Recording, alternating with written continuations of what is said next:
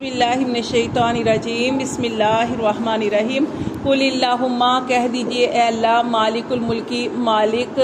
پورے ملک کے یعنی ساری بادشاہی اللہ تعالیٰ کے اختیار میں نا ساری سلطنت کے مالک تو تل ملکہ تو دیتا ہے بادشاہی من تشاء جسے چاہتا ہے وتنزع الملکہ اور تو چھین لیتا ہے ملک ممن تشاء جسے چاہتا ہے وتعز اور تو عزت دیتا ہے من تشاء جسے چاہتا ہے وتذل اور تو ذلیل و رسوا کرتا ہے من تشاء جسے چاہتا ہے بیدک الخیر اے اللہ تیرے ہی ہاتھ میں ساری بلائیاں ہیں انکا علی کل شیء قدیر اور تو ہر چیز پر قادر ہے۔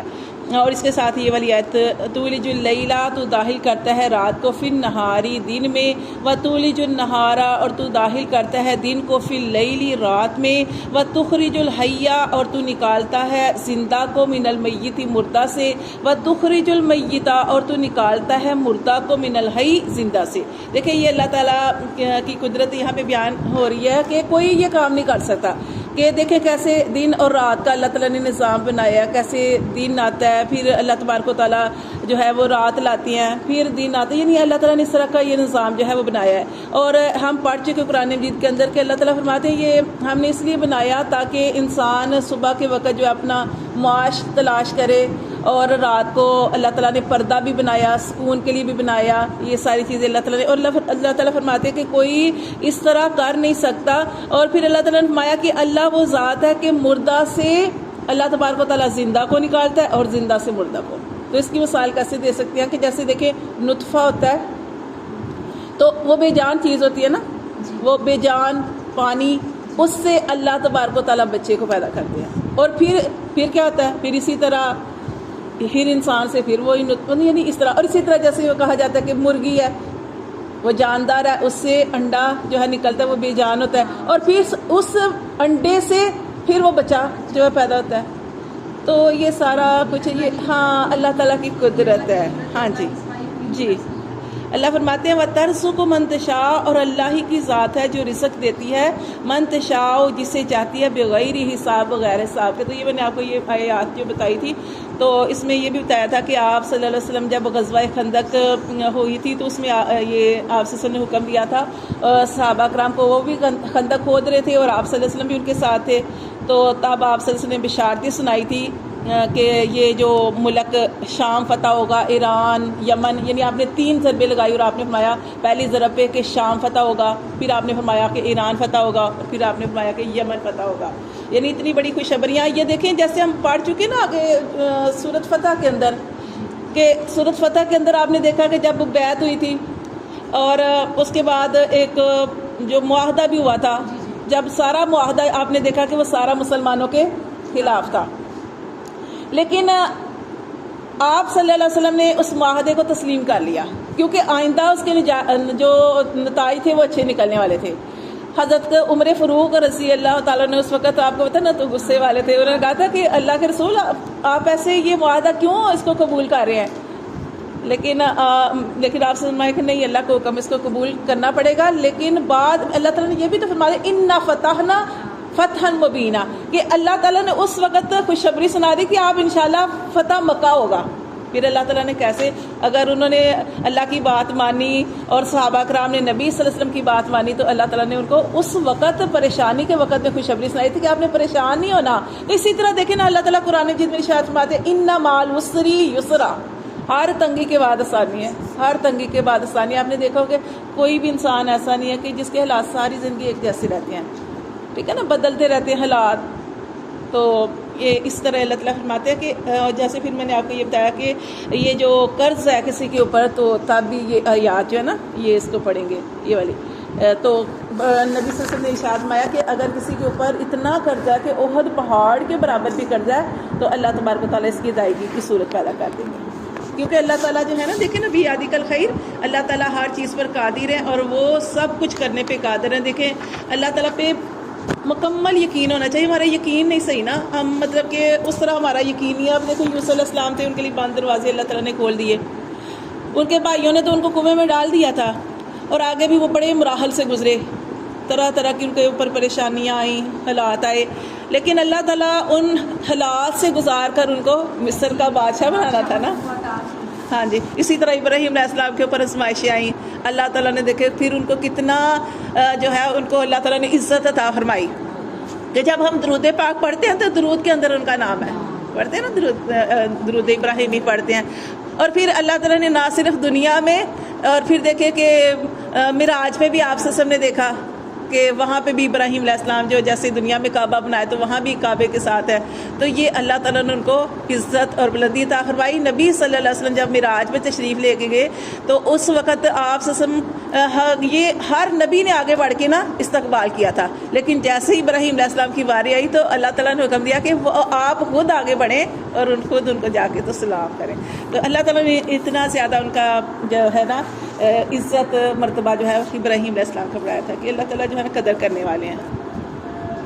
آگے پڑھ لیتے ہیں. لا یتخذ المؤمنون الکافرین، نہ بنائیں ایمان والے کافرین کافروں کو اولیاء دوست، من دون المؤمنین علاوہ ایمان والوں کے. کہ اللہ تعالیٰ یہاں پہ منع کر رہے ہیں کہ ایمان والے کافروں کو دوست نہ بنائیں. ولی کسے کہتے ہیں؟ جب ہم کہتے ہیں نا ولی، یہ ولی اللہ ہے. ولی کا مطلب ہوتا ہے وہ ایسا شخص جس سے آپ کو دل سے محبت ہو، دلی محبت ہو. تو اللہ تعالیٰ فرماتے ہیں کہ کافروں کو ایمان والے کبھی ان کے ساتھ ایسا رشتہ نہ رکھے کہ جیسے دل سے محبت ہوتی ہے اس طرح کا رشتہ نہ رکھے. یہ رشتہ صرف ایمان والوں کے ساتھ، کیونکہ یہ جو کافر ہے نا، یہودی ہیں، عیسائی ہیں، کافر ہیں، یہ کبھی بھی مسلمانوں کے دوست نہیں ہو سکتے. اللہ فرماتے ہیں لا یتخذ المؤمنون الکافرین، کہ نہ بنائے ایمان والے کافروں کو اولیاء دوست، من دون المؤمنین علاوہ ایمان والوں کے. ومن یفعل، اور جو کوئی ایسا کرے، ذالک اس طرح، فلیس تو نہیں، من اللہ اس کا اللہ سے، فی شیء اس کا اللہ سے کوئی تعلق نہیں، کہ اللہ تعالیٰ نے اس چیز سے منع فرمایا ہے. الا مگر، ان تتقوا یہ کہ تم ڈرو، منہ اس سے، تقا ڈرنا، لیکن یہ کہ تم اس سے ڈرو ڈرنا. اس کا کیا مطلب؟ اس کا مطلب یہ ہے کہ اگر آپ ایک ایسی جگہ پہ رہ رہے ہیں کہ جہاں پہ آپ کا گزارا ہی نہیں ہے، یعنی کافروں کے علاقے میں، بستی میں رہ رہے ہیں اور آپ کا گزارا ہی نہیں ہے، تو پھر آپ ان سے جو تھوڑے سے معاملات رکھ سکتے ہو، لیکن دل میں محبت نہیں ہونی چاہیے. تو یہ اللہ تعالیٰ فرماتے ہیں کہ اللہ کا ڈر ہونا چاہیے. تو اللہ تعالیٰ فرماتے ہیں کہ کل کہہ دیجئے، ان تخفو اگر تم چھپاؤ، ما فی صدورکم جو تمہارے سینوں میں ہے، او تبدوہ یا اس کو ظاہر کرو، یعلم اللہ اللہ سب جانتا ہے جو کچھ سینوں کے اندر ہوتا ہے. اور اللہ کہتے ہیں جو تم ظاہر کرتے ہو اللہ تبارک و تعالیٰ سب جانتا ہے. وَيَعْلَمُ اور وہ جانتا ہے، ما فی السماواتی جو کچھ آسمانوں میں ہے، وما فی الارض اور جو کچھ زمین میں ہے. آسمانوں اور زمین، دیکھنا کتنے بڑے اللہ تعالیٰ نے آسمان زمین بنائے اور اتنی ان کے اندر یہ ساری کائنات بنائی. دیکھیں کتنا کچھ سمندروں کے اندر مچھلیاں ہیں، وحشی جانور ہیں، یعنی جتنی بھی مخلوقات بنائی. اللہ تعالیٰ فرماتے ہیں کہ اللہ تعالیٰ سب کی بولیاں جانتے ہیں، کیونکہ اللہ نے ان کو بولیاں دی، اور اللہ تبارک و تعالیٰ سب کی بات اور جو کچھ بھی ہو رہا ہے اللہ تبارک و تعالیٰ اس کو جانتے ہیں. اللہ فرماتے ہیں واللہ اور اللہ علی کل شیء قدیر، اللہ ہر چیز پر قادر ہے. آپ نے کبھی یہ اپنے دل میں خیال نہیں کرنا کہ اچھا یہ کیسے ہو سکتا ہے، نہیں، یہ ہمارا پکا یقین ہے کہ اللہ تبارک و تعالیٰ کی ذات سب کچھ کرنے پہ قادر ہے. وہ سن سکتی ہے جتنی، جیسے کہ ہم نے وہی اس مثال کو اگر لے لیں کہ جیسے یونس علیہ السلام کا اللہ تعالیٰ نے سنا، اور وہ کتنا پیارا واقعہ ہے نا کہ ایک آدمی تھا، ایک نوجوان تھا، اس نے شکایت کی نبی صلی اللہ علیہ وسلم کے پاس آ کر اپنے باپ کی کہ میرا والد جو ہے نا وہ تو میرا سارا مال خرچ کر دیتا ہے. تو پھر کیا ہوا تھا، وہ خفیہ کی بات بتانے لگے. تو کیا ہے کہ پھر آپ صلی اللہ علیہ وسلم نے نا اللہ کا حکم تھا کہ اس کے باپ کو بلایا جائے، تو معاملہ جو ہے وہ پوچھا جائے کہ کیا وجہ ہے. تو جب وہ آپ صلی اللہ علیہ وسلم نے بھیجا تو اسی وقت جبرائیل علیہ السلام جو تھے نبی صلی اللہ علیہ وسلم کے پاس آئے، اور نبی صلی اللہ علیہ وسلم کے پاس آ کے اللہ کا یہ حکم چاہیا کہ آپ جب وہ آدمی آپ کے پاس آئے نا تو اس سے یہ کہنا کہ آپ نے یہ جب آدمی پاس پہنچا تو آپ نے جو اس کی بات جیسے ہی سنتے ہوئے جو دل کے اندر کلمات کیے ہیں نا وہ آپ نے ہمیں بتا لیے. تو مطلب یہ کہ اللہ تعالیٰ نے کیسے خبر دے دی نبی صلی اللہ علیہ وسلم کو کہ باپ نے کیا دل میں سوچا کہ کیسے میں نے اپنے اس کو پالا پوسا اور ساری رات جاگتا رہا، اور بیمار ہو جاتا میرا بیٹا تو میں ساری رات سو نہیں سکتا تھا، اور اسی ڈر میں لگا رہتا تھا کہ کہیں اس کو موت نہ آ جائے. اور پھر میں بڑا ہوا تو میں نے سوچا میرا سہارا بنے گا، بازو بنے گا، اور یہ بڑا ہوتا گیا اور میں جھکتا گیا.